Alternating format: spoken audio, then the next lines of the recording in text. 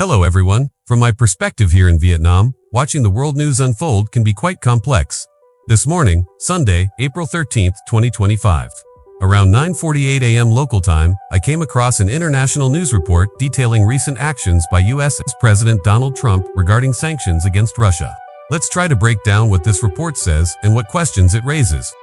The main piece of news reported is that President Trump signed an executive order sometime this past week. This order extends the existing economic sanctions against Russia for another year.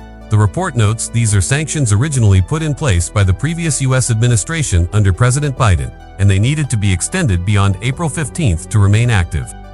Why extend them now? The official reason given in the order, according to the article, is quite strong. It states that Russia's foreign activities continue to pose an unusual and extraordinary threat to the national security, foreign policy, and economy of the United States. Because this threat is seen as ongoing, the national emergency declaration related to Russia must continue. Of course, Russia does not agree with these sanctions. The report briefly mentions that last month, Kremlin spokesperson Dmitry Peskov called all sanctions illegal and demanded they be lifted.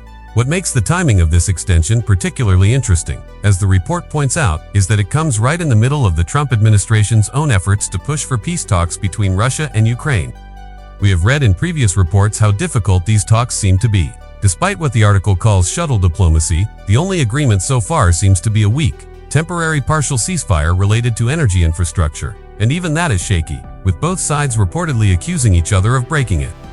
It appears there is growing impatience within the White House. The report cites a statement from White House Press Secretary Caroline Leavitt back on April 1st.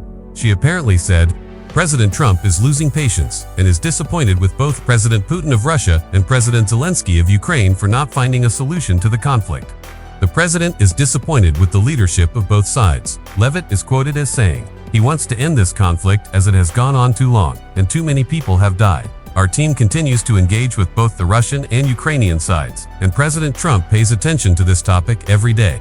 Reading this from Vietnam Today, it feels like the U.S. is sending very mixed signals. On one hand, they officially declare Russia an ongoing extraordinary threat and extend broad sanctions. On the other hand, they are actively trying to act as a mediator for peace and even express disappointment with both sides for the slow progress. Is extending these old sanctions meant to be a tool, a form of pressure to push Russia towards making concessions in the peace talks? Or could it be counterproductive, making Russia even less willing to negotiate, especially since they already reject the sanctions legality?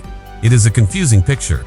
The report also reminds us of a specific threat President Trump has made, apparently repeating it in this context. He stated that if a peace deal cannot be reached to stop the conflict, and if he determines that Russia is to blame for the failure, he will impose secondary tariffs on all Russian oil exports.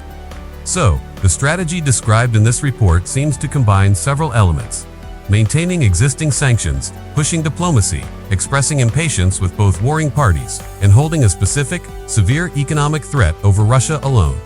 Thinking critically about this approach, does it seem like a balanced or effective way to mediate? Expressing disappointment with both leaders might seem even, but the specific threat of oil tariffs is targeted only at Russia, based on a future judgment of fault by President Trump himself, and the language used to justify extending the sanctions remains very harsh, extraordinary threat. Does this mix of pressure, mediation, and threats actually help create trust or encourage compromise? Or does it just add more tension and unpredictability to an already difficult situation? It is also worth noting that these are sanctions inherited from the previous administration. Does keeping them signal some level of policy continuity towards Russia, despite the different diplomatic style described under Trump? Or is it simply a case of not wanting to give up any potential leverage, regardless of its origin? Finishing this report on Sunday morning, it seems the Trump administration's approach to Russia and the Ukraine war, as depicted here, is complex and perhaps deliberately ambiguous.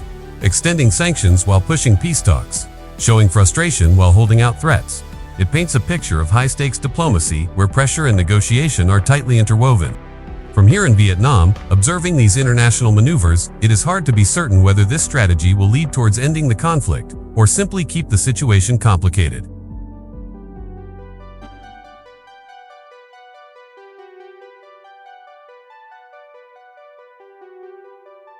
Good afternoon. From my perspective here in Vietnam, keeping up with the war in Ukraine means sifting through complex, often intense, news reports.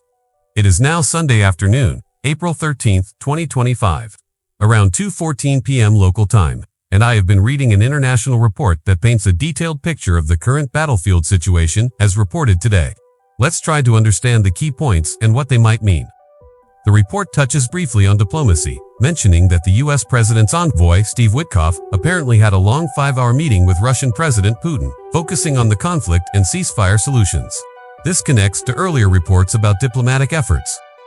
However, the main focus of this report is the fighting itself, and it suggests the situation on the ground remains very difficult.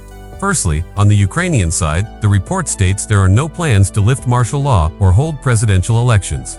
Instead, these measures are expected to be extended until August. This seems to signal Ukraine is preparing for a continued, long-term war effort. Secondly, and perhaps most concerning from Ukraine's perspective as described here, the report details Russian forces making tactical gains across several areas of the front line. It says Russian military activity is increasing daily, with major pushes near places called Novopavlivka and Konstantinivka in the east. Russian forces are reportedly now just a few kilometers away from Novopavlivka.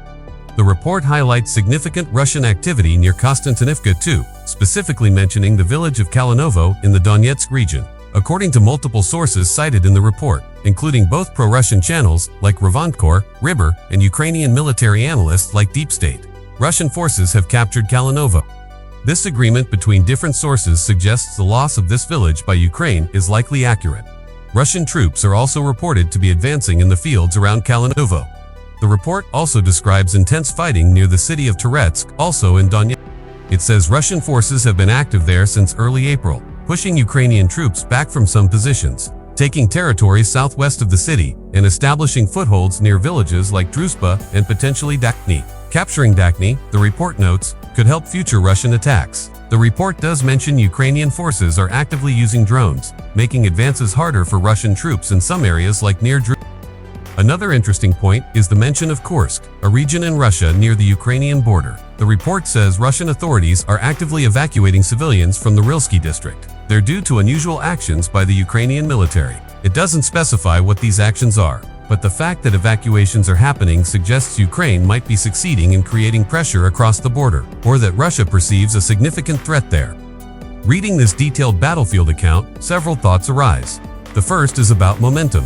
The report, citing various sources, strongly suggests that Russian forces currently hold the tactical initiative in several key eastern sectors, making slow but steady gains. If this trend continues, what could the strategic impact be? The second thought is about the information itself. The report mentions different sources. Military summary, Ivo and Cory Ribber, often seen as pro-Russian, state Ukrainian analysts, and unnamed Ukrainian media. It is good that the report cites multiple sources and notes where they agree, like the fall of Kalinovo, and disagree, like a reported Russian presence northwest of Toretsk, which Ribber denies. This reminds us how difficult it is to get a completely clear picture in the fog of war. Information itself can be a weapon, and we need to be critical about the potential biases of different sources. Finally, connecting this battlefield reality back to the diplomatic efforts mentioned earlier and in previous reports, does the situation described here, with Russia making gains and Ukraine digging in for a long war, make a ceasefire seem more or less likely? It feels like the intense fighting and tactical shifts create a very challenging environment for successful peace negotiations.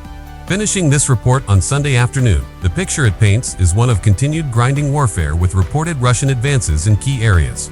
Alongside Ukrainian resistance and possible cross-border pressure, the decision by Ukraine to extend martial law and forego elections underscores the severity of the situation. It seems the conflict remains incredibly dynamic and dangerous, with diplomatic solutions, as discussed previously, facing immense difficulty given the reality on the ground described here.